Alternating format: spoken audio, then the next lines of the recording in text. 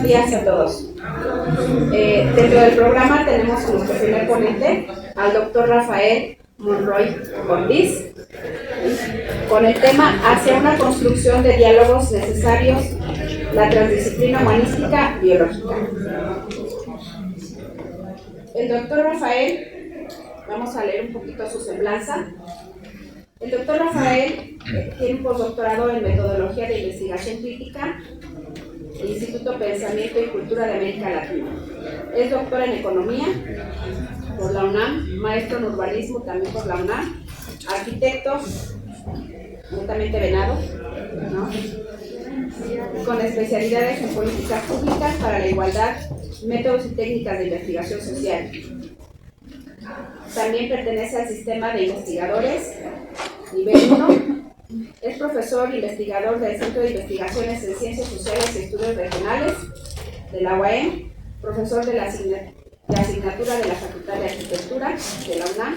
Es autor de libros, capítulos de libros, artículos arbitrados, indexados y de divulgación. También el doctor ha sido evaluador de diferentes programas de CONACYT. Fue director de Desarrollo Urbano en la Delegación Coyoacán del Distrito Federal en el periodo 2007-2010 y cuenta con una línea de investigación en Economía de los Recursos y Ciudad, Pensamiento Crítico. Bienvenido, doctor.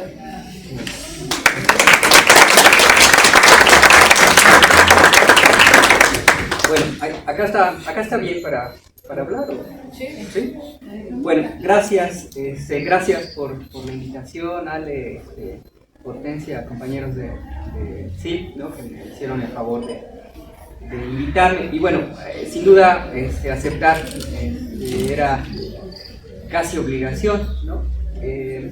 Y en esa un poco petición, conversación del tema que tenían un poco en mente discutir, lo que vamos a compartir hoy tiene que ver un poco con una discusión que lleva, yo diría, por lo menos en la Universidad del Estado, mucho tiempo, pero que no había tenido luz, sino hasta que se dan movimientos a gobiernos de izquierda, en el caso mexicano, y entonces pareciera ser que aquello que ya se hacía cobra sentido, ¿no? Pero que no se había puesto en valor, por lo menos internamente. En este momento todavía no se pone en valor, incluso internamente, ¿no? Todavía se ve con una distancia importante, hay un problema serio con las cuestiones de monotemáticas y metodológicas. Todavía se cree en ciertos, se piensa con ciertos rigores que son innecesarios ante el proceso político y el proceso de apertura a la generación de conocimiento de formas diferentes. En ese marco general del que estoy hablando es precisamente en donde colocamos esta conversación. No sé si me ayudan con la primera diapositiva. Con la primera, quiero decir la portada. La portada, por favor. Entonces vamos a plantear acá, poner sobre la mesa para ver si podemos tensionar algunas ideas hacia una construcción de diálogos necesarios, la transdisciplina humanística biológica, ¿no? Yo diría acá que esto me escucho, sí me escucho, ¿verdad? Ya, ¿no? Bueno, yo diría que esta primera idea que quiero poner en contexto es precisamente el marco político en el que se está presentando. No estamos hablando de ciencia en el marco general del PRI ni del PAN, ¿no? Estamos hablando de la ciencia en el marco general de la apertura hacia un gobierno de izquierda que está poniendo el ejemplo en muchas partes del planeta, ¿no? Y podemos discutir que si no hay una vacuna y que si no hay no sé qué, que si no hay no sé cuándo, pero si estuviéramos en el PRI, yo me imagino cómo hubiera sido la repartición de las vacunas del COVID, ¿no? Primero toda la escala de gobernantes, luego toda la escala de diputados, senadores, los familiares de estos, y al final que se empezaran a morir, no importa, mientras todos estuvieran vacunados, el gobierno, ¿no? Así hubiera sido la distribución. Piénsenlo un poco. Todavía ahora sufrimos un poco estas decisiones políticas, todavía permea las cuestiones académicas, ¿no? Todavía se decide así anquilosadamente, cerradamente, ¿no? Hay todavía foros en donde de pronto cerrados, así no hay posibilidad de apertura. Y lo que estoy planteando acá es eso, una posibilidad de apertura, ¿no? Entonces, bueno, la que sigue. de lo que vamos a ver acá tendría 4 componentes. El primer componente es la genealogía de la ciencia como un proceso histórico. Segundo, el proceso en el que se inserta políticamente México como nación en una lógica que permea, que el capitalismo permea en todos los países. Tercero, cómo esta viene a ponerse en tensión una vez que el gobierno se transforma en una lógica de izquierda. Y cuarto, cómo existen procesos que han seguido, digamos, una dinámica que no ha sido institucionalizada, pero que está ahora cobrando sentido porque la política está cambiando de perfil hacia la generación de conocimiento. Entonces, pero vamos a empezar con esto, la genealogía de la ciencia, por favor. Acá, 2 cosas. La primera es, la línea roja representa la lógica o el proyecto civilizatorio Enrique Dussel, ¿no? Moderno, que es representado a través de la filosofía occidental, ¿no? Y entonces la filosofía occidental, que fue un robo de los griegos a Asia y que después fue impuesto por Europa en todos los países colonizados, es una lógica de ver las cosas con una edulcorez, si se me permite, ¿no? No, soy acrítico, soy positivo, pero el asunto es el siguiente: ¿qué pasó con la línea azul, que es precisamente la filosofía de las civilizaciones, las que ya existían antes de que fuéramos colonizados? Nosotros teníamos ya formas de pensarnos, de hacer conocimiento, de generar conocimiento, hasta que tuvimos justamente en el acontecimiento originario moderno, que es la colonización, ¿no? Una subdivisión. Dejó de volverse importante lo que nosotros pensábamos y se volvió importante repetir a fuerza, porque no nos dijeron, ustedes van a aprender español, ¿qué les parece? Vamos a consensarlo. No fue así, nos mataron para obligarnos a hablar español y mover toda la concepción mesoamericana, ¿no? La que sigue, por favor. Y entonces, ¿qué significa? Que se está imponiendo un sistema propio de ideas de un proyecto civilizatorio que está impuesto de forma violenta. La que sigue, por favor. Entonces, se trata, en el fondo, de la ideología burguesa de las ideas científicas. Le quiero poner burgués y no es panfletario, para que no digan, bueno, ya vino acá con su marxismo. No es eso, se trata de la descripción concreta. Quien desarrolló la ciencia desde el origen del capitalismo tuvo que ver con una condición económica frente al resto, es decir, concentraba recursos y por lo tanto era de una posición burguesa. En tanto le interesaba el conocimiento, entonces impulsó la ciencia con ese interés. Esto es muy importante, porque entonces tiene un perfil la ideología de la ciencia desde su origen. Entonces, la que sigue, por favor. Un recorrido rápido en la modernidad temprana, también utilizando la clasificación de Dussel, y que Wallerstein también la maneja, ¿no? El Renacimiento, las guerras de religión, por temporalidades, la Restauración. Subrayo 3 cosas nada más. La primera, la Reforma, la navegación que se volvió el centro de, digamos, de la ciencia, ¿no? La ciencia estaba hecha en su origen para el desarrollo de las comunicaciones y de las armas, ¿no? Entonces, en este momento, España como potencia mundial pues era la que dominaba con su reinado medio planeta, ¿no? Después, evidentemente, se pasó a ser la periferia del primer mundo. Segundo, las guerras de religión, en donde acá subrayó Bacon y Descartes, ¿no? Con los métodos experimentales, que de pronto, a partir de acá, se vuelve como la forma de hacer conocimiento, y todo aquello que no sigue estos criterios no es conocimiento, ¿no? Y luego la Restauración, un poco la filosofía mecanicista. No quiero meterme más, ¿no? La que sigue, por favor. Y entonces, 2 cosas. Ya dijimos que es la ideología burguesa para la generación de conocimiento. Segundo, la historia política corre paralela al desarrollo científico. Eso es muy importante. Entonces surge un Estado que es burgués por definición, y surge al mismo tiempo la generación de conocimiento que está impulsada por una forma política. Entonces las 2 van hilvanadas desde el principio, están tejidas. La que sigue, por favor. Y entonces, bueno, la modernidad tardía, la revolución industrial francesa, el capitalismo, el imperialismo moderno, subrayar tal vez un par de cosas. Se revoluciona la técnica, la ciencia y la política, sí, pero en el marco general de un interés, ¿no? Y ya después, acá, bueno, ustedes saben muy bien las aportaciones que ya tenían cierto nivel de profundización en diferentes disciplinas. Ahorita vinculo ambas. La que sigue, por favor. Entonces, el asunto es que el proyecto civilizatorio, después del acontecimiento moderno, genera criterios de verdad. O sea, la ciencia que hace el occidente es la que debe hacerse, y quien no sigue sus criterios está mal. Entonces se vuelve un medio de legitimación. Eres científico siempre o sí y solo sí sigues esos criterios. Si tú tienes conocimiento tradicional, aunque haya tenido 8000 años de domesticación una especie, generando un proceso biotecnológico, no, eso no importa, eso no es conocimiento porque no siguió un método. Entonces, por lo tanto, no es verdadero lo que estás haciendo, ¿no? Entonces se universaliza el método de generar conocimiento, pero en paralelo se invisibiliza lo otro, la línea azul.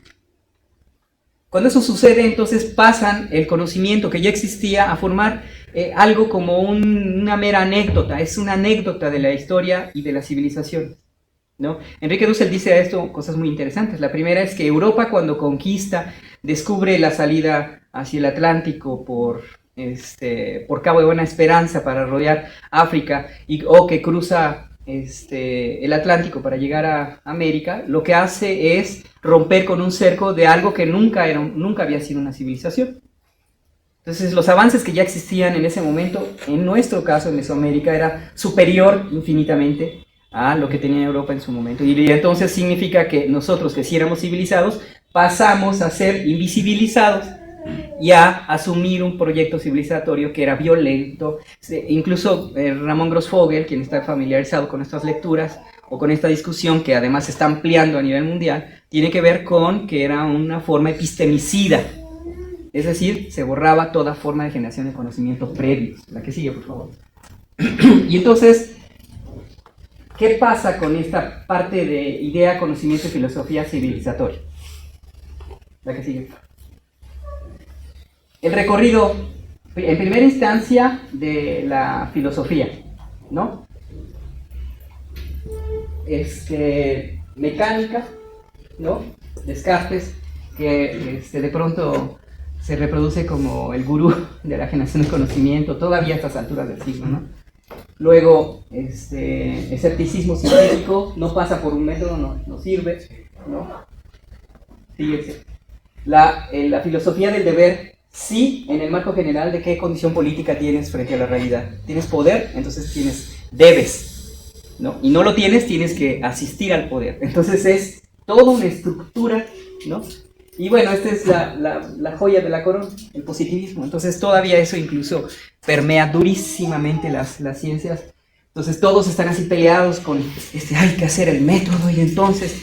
Sí, y la cosa es que todavía en los pueblos se siguen generando formas de curarse, se siguen generando relaciones, se siguen generando, y no sigue ningún método como es conocido convencionalmente. Y entonces ahí es donde se debe poner en tensión lo que existe y lo que no existe, ¿no? La que sigue, por favor. Ajá, la que sigue, por favor. Ahora, ¿cómo se conecta lo que había sido la filosofía con el proceso económico? Yo dije, se trata de el desarrollo de la ciencia en el marco general del desarrollo del capitalismo, con constituido desde una estructura que dominaba al planeta, pero que también tenía una condición política. Eso es muy importante. Entonces, ¿qué es lo que sucede? ¿Cómo es que se genera primero la libertad, propiedad y tolerancia? Sí, pero de la propiedad privada. Entonces llegaron a México, o llegaron a América, nos colonizan, y ya que nos colonizan, nos volvemos propiedad de alguien más. No era propiedad de los pueblos, era propiedad de quien nos había colonizado. Entonces se trata de una propiedad en favor de ¿quién? Pues del colón, ¿no? Y bueno, y en paralelo se pueden ir ahí viendo varias condiciones. Vean, la Revolución Industrial, justo en la ilustración en la enciclopedia, o Kant usó el contrato social sí, pero de un gobierno que es un gobierno burgués, ¿no? Entonces el gobierno, en definición, cuando se le estudia con mucha profundidad, termina siendo precisamente una relación social, pero es una relación social en el marco político del capitalismo. La que sigue, por favor. Y entonces, ¿qué pasa tomando esto como referencia? Pues existe una política, voy a hacer un salto, ya pasé la genealogía de la ciencia, ahora un salto a la condición moderna, ¿no? Entonces la política en la ciencia neoliberal, la que sigue, por favor. El Banco Mundial establece, desde el Banco Mundial, la OCDE, incluso la UNESCO, pues establecen políticas públicas concretas que tienen que hacerse en todos los países. Y nosotros estamos preocupados por si la UNESCO dijo que tenemos que y reproducir y pensar cómo y estas condiciones, ¿no? Y esto, ¿qué es lo que hacen los gobiernos locales? Tomarlo a pie juntillas y ponerlo en la ley de CONACYT. Ahorita lo ejemplifico porque aquí muchos se van a sentir ofendidos, ¿no? Y eso es lo que debo dejar acá, que se sientan ofendidos de lo que nos han hecho, ¿no? La que sigue. Luego, ¿qué condición tiene en el fondo? La propuesta es pragmatismo y basado en nueva gestión pública que son de modelos empresariales. Y entonces todos pasamos por la planeación, gestión, función, relación, recaudación, auditoría y evaluación. Acá todos estamos llenando ahorita 4 o 5 plataformitas. Y nos vamos a pasar llenando 5 plataformas 3 meses más, ¿no? Y a ver, cuántos artículos tienes, y es arbitrado indexado, y cuántos puntitos tienes, y cuántos puntitos te da, y cuántos congresos debes hacer, y cuántas clases debes tener, y cuántos alumnos debes titular, y cuánto, eres, cuánto eres, no haces, no eres, ¿no? Y ahí te dan unos puntitos, ¿no? Y esos puntitos equivalen a una parte de tu salario. Entonces, condiciona la generación de conocimiento a volver mecánicamente productivo. Tengo que hacer, aunque en el fondo nada de eso sea productivo, realmente, ¿no? La que sigue. Y entonces, ¿qué pasa? Pues investigación, evaluación, formación docente, enfoque por competencias. Todos pasamos por esto, todos nos estamos peleando en nuestras academias, el enfoque de competencias, ¿no? Que yo digo que se llama en el fondo, pártanse la madre entre ustedes y que ganen mejor, ¿no? Así debería llamarse, enfoque por pártanse la madre entre ustedes, ¿no? Luego, ¿qué implica eso? Garantizar el desarrollo de la ciencia y tecnología, pero elude la formación del pensamiento crítico. ¿En dónde está la filosofía en las asignaturas? Incluso en biología, ¿en dónde está filosofía? Antes se daba filosofía, ¿no? Mi papá peleaba eso hasta el fondo, ¿no? Hay que meterle a la filosofía, pero no, ahora existe. Entonces hay una fuerza que está jalando a evitar el pensamiento crítico y volverse productivista, ¿no? Y bueno, no fomentan la identidad local, ni el desarrollo humano, ni la colectividad, ¿no? Y se privilegia el desarrollo económico. Entonces todos estamos pensando en el proyectito para que nos financien, para que ese proyectito le sirva a alguien más, para que ese produzca o reproduzca condiciones económicas, pero no para eso mejorar una condición social. Ese era el marco general en el que nos encontrábamos en lo neoliberal. Si quieren podemos meternos a esa política, hasta el nivel de profundidad, porque ya me la chuté toda de arriba abajo, para expresar esto que estoy diciendo. Todos lo pasamos, ¿no? La que sigue. Ahora, incluso resabios de esto, ahora necesito que me prepares la clase y me digas qué vas a dar la fecha tal y después la fecha tal, y esa respecto a cuántos objetivos y...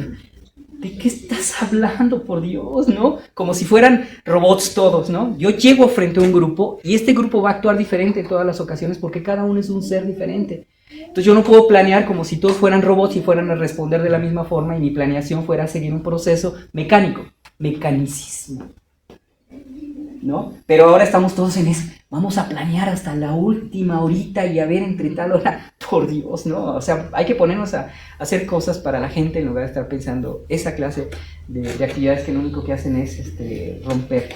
Entonces, lo que quiero hacer acá, la anterior, por favor. Ajá, la que sigue.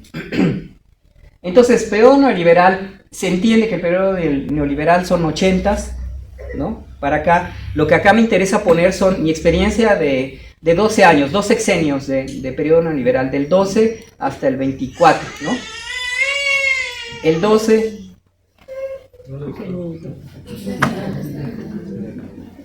Ya lo hice en cuadro. No. Bueno, me dolió aquí. Entonces, del 12 al 18, pensado en términos de mi experiencia individual frente a la dirección de tesis, ¿sale? La que sigue. Tesis, 12. Acá un poco voy a dejar ir una idea. Yo escribí mi primer artículo en los 96, 98 con mi papá, Laboratorio de Ecología, y en ese momento escribimos algo que se llamaba Saber la biodiversidad para lo urbano. Ahorita hay muchos colegas que están tratando de descubrir el hilo negro y el agua tibia, y eso lo escribimos hace algunos años, ¿no? Y acá están los ejemplos, ¿no? No quiero quedarme en los temas, solo estoy diciendo que la interdisciplina y la transdisciplina, en el fondo o en términos de la resistencia frente a una lógica neoliberal, ha existido, ¿no? Ahora ya se ve, ¿no? Pero antes pues no se veía porque no era lo que había que hacer. La que sigue, por favor. La que sigue. 4. Son 4, una, la que sigue. Regresa una, por favor. Centro Cultural Sozolteco, perdón por el error gráfico ahí. La compañera se fue a Sosocotra y estuvo ahí metida en la comunidad. Es un estudio regional, territorial, urbano, arquitectónico, ¿no?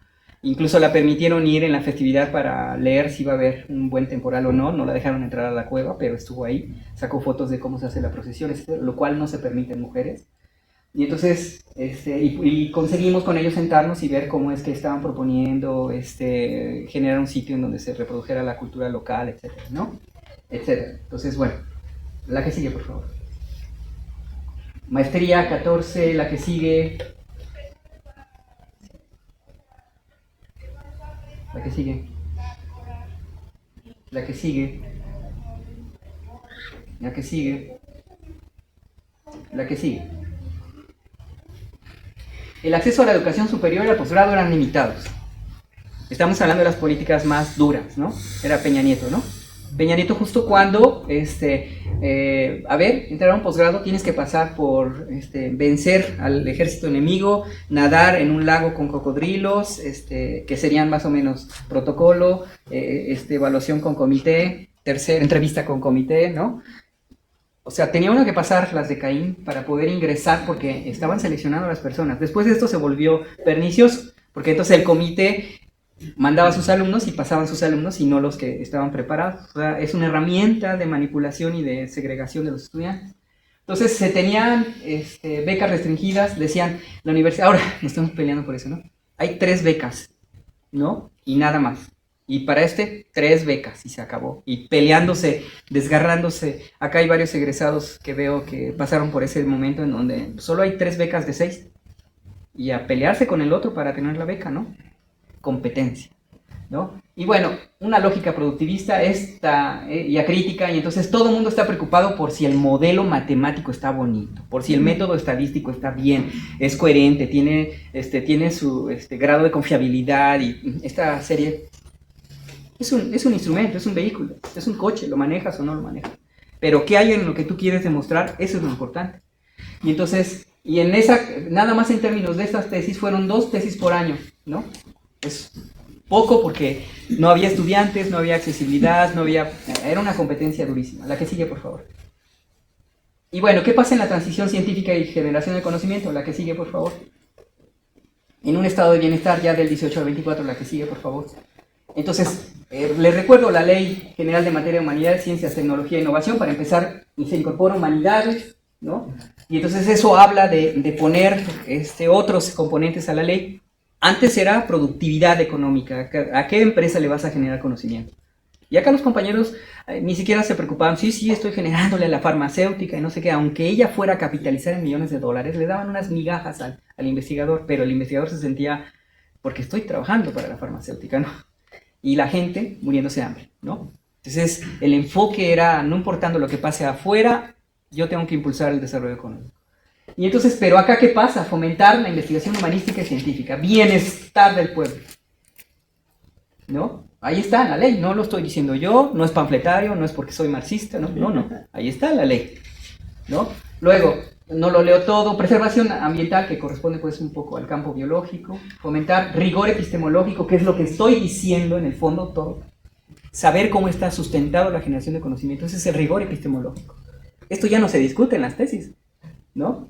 Entonces, pluralidad y equidad epistémica, eso significa, ok, tú vas a ser positivista, yo respeto tu posición, yo voy a ser crítico, pero respeta mi posición, y no decir, es marxista, ese estudio no sirve, así pasa en los comités, ¿no? Entonces, si eres marxista, no, porque no eres positivista, pero eso no es rigor, ni tampoco es equidad. Entonces ahí tenemos que empezar a abrirnos y dejar de creer que mi disciplina es la única, ¿no? Luego, interculturalidad, diálogo de saberes, una producción transversal del conocimiento, que esto habla de este diálogo transdisciplinario, solidaridad, beneficio social, ¿qué es eso? ¿No? Desarrollo integral y sostenible, el bienestar, ok, la que sigue, por favor. Promoción de la pluralidad epistémica, anda, reconociendo la diversidad, valor de conocimientos tradicionales, ¿no? Protección social y colectiva del conocimiento de los pueblos, ándale. Yo recuerdo haber arbitrado algo en CONACYT y lo que nos dijeron era que el supuesto ecólogo con el que usted trabaja, en referencia a mi papá, no tiene la pertinencia económica que se requiere, así en esa respuesta así de cruel, ¿no? Y despiadada, ¿no? Y ahora sería al revés, a ese evaluador no está en esta comisión, ¿no? Bueno, enfoque intercultural, territorialidad, ¿no? Desigualdad social y económica, la que sigue, por favor. Y entonces esto, cuando uno lo ve en términos de los PRONACES y los PRONAI, vean, diversidad de saberes, experiencia de comunidades, bien común, características múltiples y heterogéneas, ¿no? Es esto de lo que estamos hablando, ¿no? La que sigue, por favor. ¿Qué componentes dirigen este asunto en los PRONACES? Vean, agua, cultura, sistemas socioecológicos, soberanía alimentaria, ¿no? Energía y cambio climático, ¿no? Acá que está Perla, deberíamos estar haciendo proyectos solamente de energía y cambio climático y vivienda. Pero bueno, la que sigue. Y entonces, ¿qué pasó del 18 en adelante? Esas son las tesis por año. La que sigue. La que sigue. La que sigue. La que sigue. La que sigue. La que sigue. La de ahora. Y cierro acá, porque vean las propuestas. Estructuración hidrosocial neoliberal. ¿Qué carajos es eso? ¿Qué es eso? Es un estudio de la distribución del agua en función de las condiciones urbanísticas de distribución del espacio. Ouch. Luego, educación y subjetividad neoliberal. ¿Qué carajos es eso, subjetividad? ¿Para qué lo quieres, no? Esquemas comunitarios de administración del agua, desigualdad urbana, periférica, tensiones en las formas de organización, determinantes de la política de residuos sólidos urbanos. Pues esto es intertransdisciplinar, ¿no? Todavía me he encontrado con colegas que dicen, esto no es un estudio urbanístico. Así que sudan la ignorancia, ¿no? Y ese es un problema grave, ¿no? Porque no se comprende que ahorita la generación de conocimiento ya no es un monotemático, unidimensional, es transdisciplinar. Y esto es un ejemplo de esa transdisciplina. Si regresa una, por favor. Regresar. La que quieran.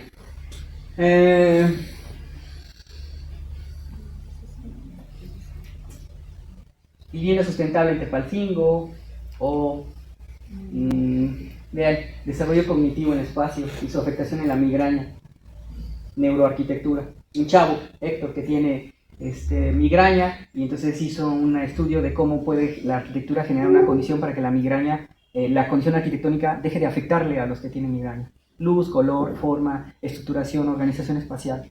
Un rollo más profundo, pues, ¿no? El alimento, ¿no? Si regresamos una más y ya con ese ejemplo lo voy cerrando. Patrimonio arquitectónico de la estación de ferrocarril, la primera estación de ferrocarril, cuando se construyó ¿no? Y cómo generó un pueblo, y ese pueblo tiene una forma de reconocer o revalorar su patrimonio construido, y entonces como el pueblo en asambleas nos dijeron que querían revalorar su estación.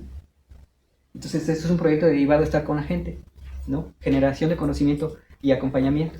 La que sigue. La que sigue.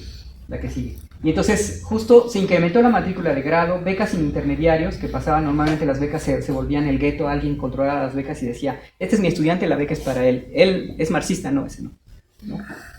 Luego, y se anexó a humanidades, y la cantidad, vean, pasó a 58 tesis por año. Y estas son 65 en total desde el 2012 para acá, y son otras 65 de comités, no las voy a poner, porque de pronto creí que era mucha información, pero en las 65 está permeado ya desde la etapa neoliberal el asunto o la proposición de generar conocimiento horizontal, transversal, de acompañamiento, ¿no? La que sigue, por favor.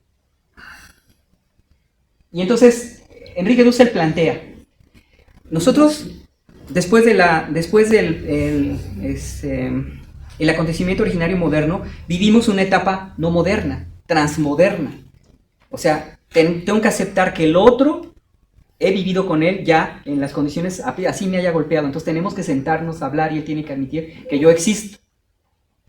Y entonces él habla de la construcción de la otredad, ¿no? Y la otredad entonces significa que es un ser que pasó a ser invisibilizado a partir del acontecimiento originario moderno. Y entonces dice, entonces tiene que haber una transición, un giro, le denominan en un grupo de investigadores filosóficos, giro decolonial. Y ese giro decolonial es precisamente lo siguiente. Sería esto, una lógica en donde aceptamos, tenemos esta parte, tiene sus contribuciones, no, acá no es descalificar las contribuciones, sino decir qué de esas contribuciones y mis contribuciones pueden ser útiles para la generación de conocimientos a partir de una historia común. Entonces no decir, los positivistas, no, bueno, ¿qué del positivismo? ¿Qué no del positivismo? Pues creer que debe serse acrítico y debe serse imparcial, ¿no? ¿Qué sí? Pues probablemente el uso del método. ¿El método en qué condiciones? Ahí es en donde comienza la discusión, ¿no? La que sigue, por favor. Y entonces eso implica, hicimos a partir de ahí una revisión de todas las líneas de generación de conocimiento de todo el campo de humanidades, solamente, ¿eh? Las líneas de generación de conocimiento de todos los doctorados de todo el país. Para hacer este estudio, si no, no tendría chiste, ¿no? Acá solo el ejemplo, las universidades, el doctorado, las líneas de generación de conocimiento, la que sigue. La que sigue, solo puse el ejemplo, son carpetas y carpetas de esto, ¿no? Y entonces, ¿a qué conclusión llegamos? Porque acá el tema era hacia un diálogo necesario.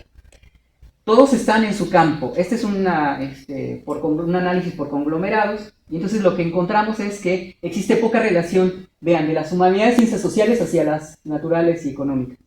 Entonces aquí, si alguien está trabajando en el programa de biología o del CIP, se tiene que hablar de economía en estas para que empecemos a tender un puente, ¿no? Ya en el CIB está pues economía de los recursos, ¿no? Pero hace falta en biología, hace falta. ¿Y qué pasa en humanidades? Tenemos que empezar a hablar con los que hacen ciencias naturales, ¿no?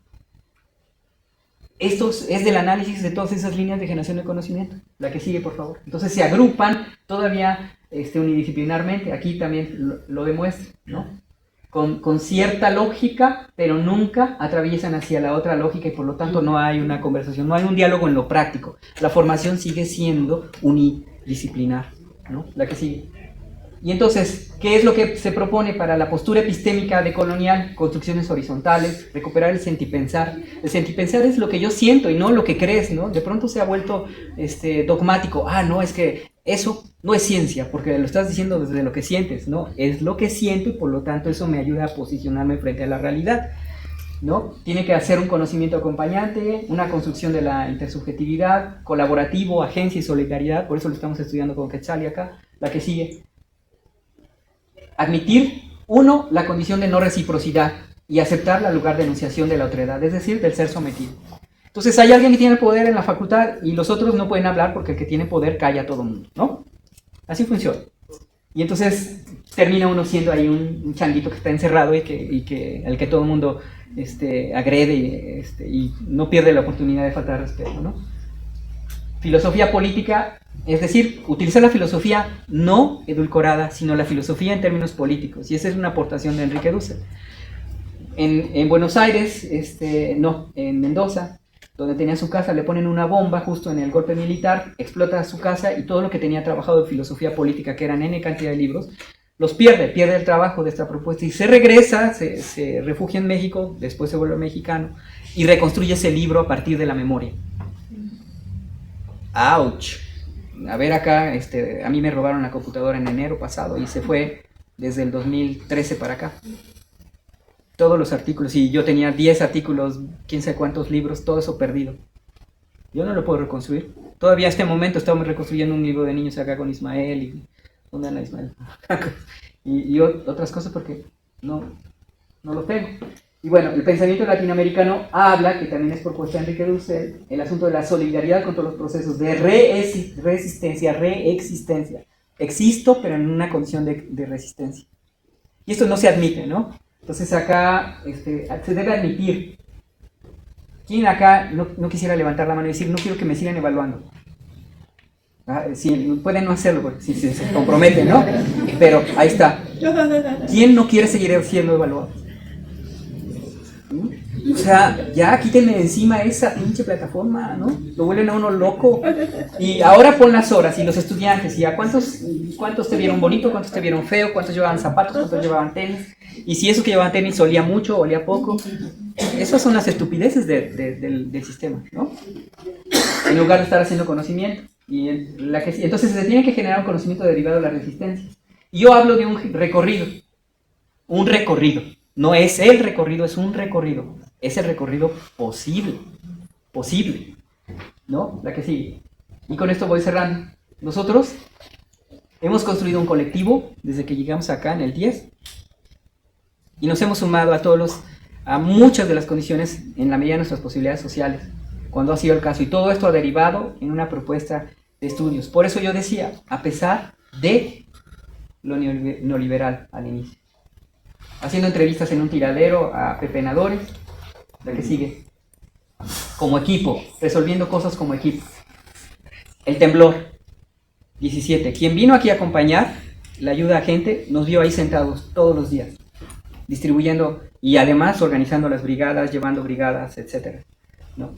Ciencia de la gente, para la gente. La que sigue. Ese paradigmática, regresa. Esta es paradigmática porque fue el día 40 cuando nos pudimos ir temprano. Porque empezó a bajar la ayuda. Entonces nos echamos 40 días, además no nos había pagado Graco Ramírez. Entonces nosotros estábamos viviendo aquí, sosteniendo nosotros las circunstancias. La que sigue. Generamos algo ahí, de pronto algún investigador con el que coexistíamos decía que afeábamos el espacio. Pero resulta que mi cubículo, que era donde estaban las escobas y las cubetas, pues no cabíamos, entonces sacábamos un cable, luego nos inventamos sacar un cable de 80 de aquí, y lo sacábamos por la ventana y nos bajábamos todos al jardín para que cupiéramos más, ¿no? Pero todos trabajando y ayudando al otro, todos. Entonces ahí pueden encontrar un mapa que hizo Juan, que ahora trabaja en el INTA como investigador, ¿no?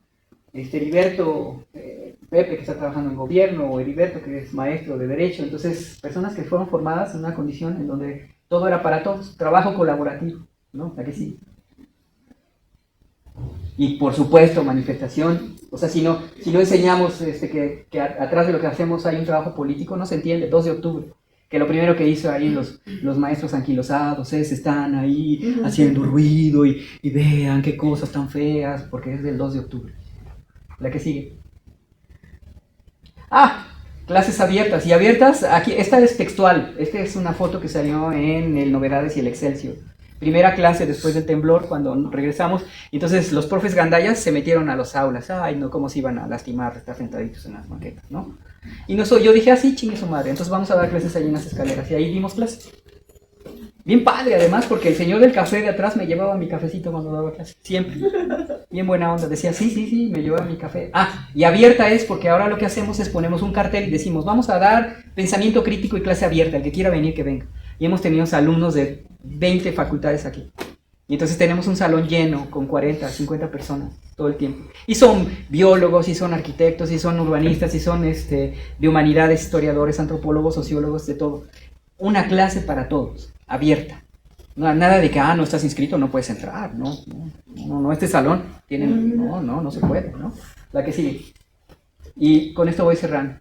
Y nos fuimos a discutir estas cosas al primer foro de pensamiento crítico en Buenos Aires, donde tuvimos la oportunidad de ver, por ejemplo, y hablar un poco con la humildad, una humildad que muerde, con esas personas que cuando saben son humildes porque saben, ¿no?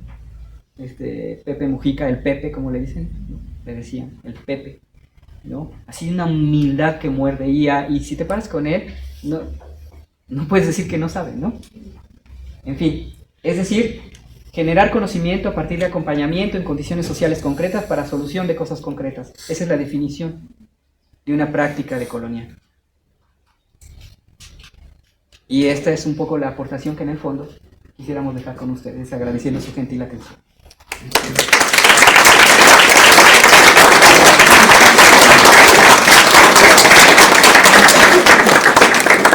Le damos las gracias al doctor Rafael. Un tema muy interesante. Manejar la lógica y la historia de algún modo, que ya se perdió, sobre todo en biología, se perdió esa filosofía. Hace años, cuando me tocó el plan de estudios, sí llevábamos un poco a nosotros, en la actualidad creo que no lo llevan. Un excelente tema. Gracias, doctor. No, creo que ya no hay mucho tiempo para preguntas. Una pregunta, dos preguntas nada más. Dos. ¿Quién quiere preguntar? Yo. ¿A maestra Hortensia? Y después. Bueno, no es una pregunta, porque si no se va a enojar el doctor porque no empezamos a evaluar. Es solo un comentario, y un comentario que espero que abone sobre todo a los alumnos que nos acompañan.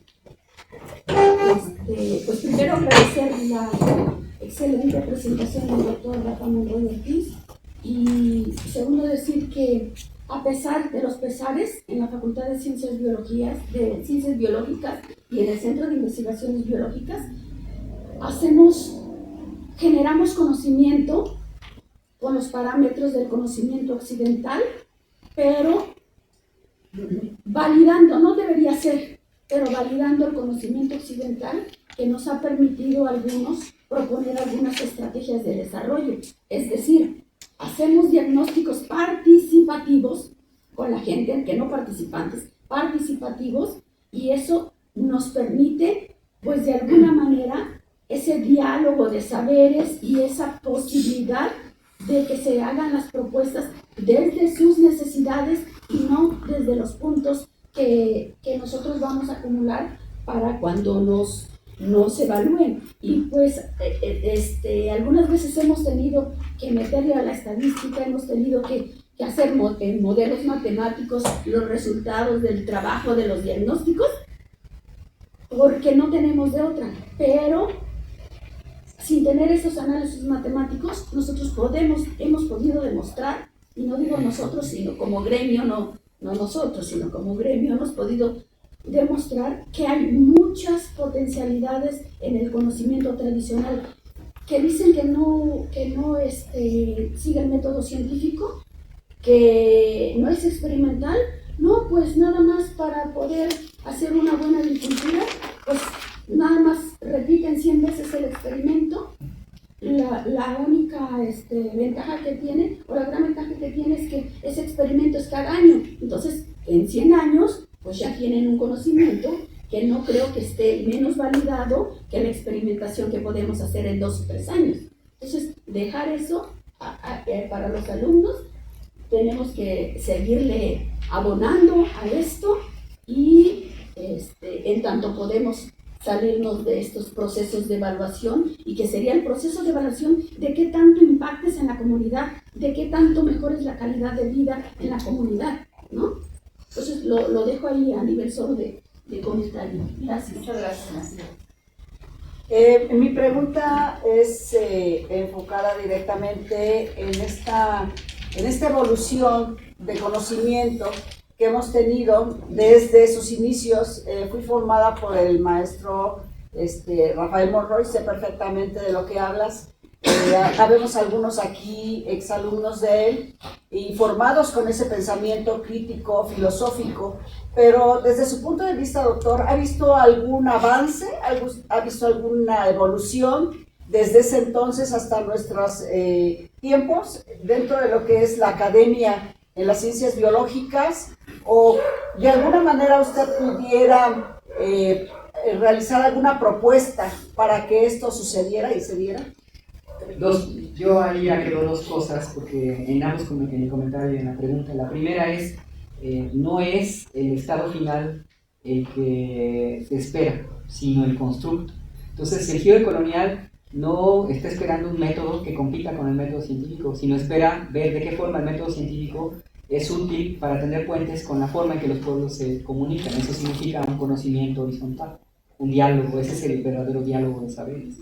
Entonces no es no usar métodos estadísticos, sino esos cómo, qué y para qué. Ahora, en el otro sentido, el asunto es que no es lo que se haya obtenido, y me parece que podemos enlistar muchas cosas que se han obtenido, sino lo que se va haciendo, porque el conocimiento no se construye para universalizarse, sino para resolver cuestiones de la cotidianidad. Entonces, que tocan ¿qué? El sentido común, la solución de conflictos. Cuando uno soluciona un conflicto sencillo, distribuir alimentos en un temblor cuando este tiró el 10% de las... nosotros hicimos ese levantamiento, por cierto, ¿no? El 10% de las viviendas de los cascos municipales en el oriente sur del estado, ¿no? Le dimos gente de alimentación. Ahí ya el conocimiento está generando una solución. Fue el final, ese método lo podemos cuadrar y decir seguimos tal proceso. No, porque esa es una construcción que se hizo diferente a la del 85, similar pero diferente. Entonces, el conocimiento tiene que ver con la construcción y el proceso, antes que con el efecto y el efecto universalizante que el positivismo nos obliga, ¿no? Eso está aportando. Ahora vean, en las evaluaciones se pregunta, ¿eso qué va a contribuir al conocimiento? Ay, en la torre. Así se pregunta en los comités. Yo tengo una alumna que le dijeron, ¿y eso cómo va a aportar? Y dime en qué revista vas a publicar, y qué... ¿De qué me estás hablando? ¿No? ¿De qué me estás hablando? La gente se está muriendo de hambre, ¿no? Y nosotros seguimos acá peleándonos por una ciencia que está separado de lo que está pasando afuera. Entonces el inicio es aceptar que es un proceso y no un método universalizable. Y ese proceso es tan diverso, algo que se ha denominado pluriversalidad, que cada condición requeriría un método, pero no debemos universalizarnos, sino aprender de cómo se solucionó aquí y cómo se solucionó allá. Y eso da lugar a una epistemología de saber que es pluriversal. Ahí es donde tenemos que poner el foco, no en soluciones que la tomemos y digamos para todo el mundo, no. Esto solucionó acá, será útil acá, no lo sé.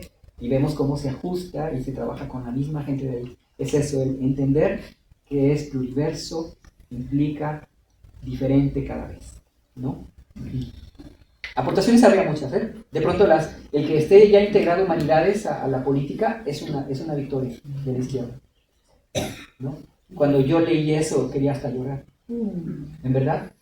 Nosotros no existíamos. Yo soy evaluador acreditado del SNI, y entonces a mí me ha tocado evaluar particularmente, como iba del campo de arquitectura y urbanismo, a proyectos urbanos, y los que se quedaban eran solamente aquellos que promovían el desplazamiento de productividad económica. Y he evaluado 40, 50 proyectos, y cuando había uno de agua, no. Cuando había uno de pobreza, no. Y entonces se hablaba solamente el lenguaje de lo que la política estaba enmarcando y lo otro no. Entonces ya ahora ya se habla de cuestiones urbanas que son transdisciplinares. A mí me ha tocado aprobar estancias postdoctorales y investigadores nacionales, chicos que han sido incluso mis estudiantes doctorales, y están haciendo, por ejemplo, los efectos en la subjetividad en las ciudades periféricas que tienen poca accesibilidad a la educación. Eso es urbano. Para los convencionales no. Para los que aceptan que la interdisciplina es así, entre disciplinas, sí. Entonces ahí es donde hay avances. No, por supuesto no estoy hablando de una victoria definitiva, ¿no? Nosotros estamos en algo que se llama interregnio, que es algo así como el proceso de cambiar entre una etapa y otra, y que eso nos va a llevar muchísimo tiempo hasta que se comprenda, ¿no? Pero cuando se comprenda, en verdad, vamos a tener estudiantes resolviendo cosas de la gente afuera. Toda tesis debería estar allá afuera con la gente acompañando, y entonces ahí ya habrá un avance, una apertura. Entonces hay un autor muy importante, Hugo Zemelman, ¿no?, que es parte un poco de todo esto, que dice que nosotros tenemos que generar aperturas. Esto es definitivo, no, es una apertura. Hay que hacer aperturas, y no cierres como el positivismo. Esta es la solución no, es apertura. Y esto le da un valor diferente al conocimiento. Muchas gracias.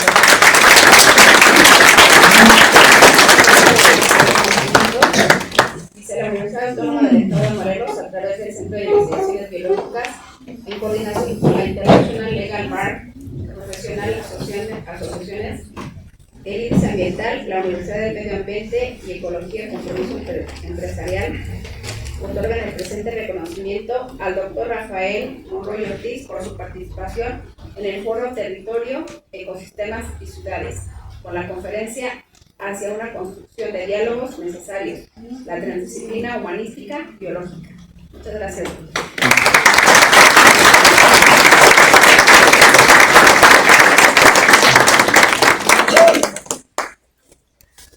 Lo llevo para registrarlo en mi evaluación. Sí, para los puntos.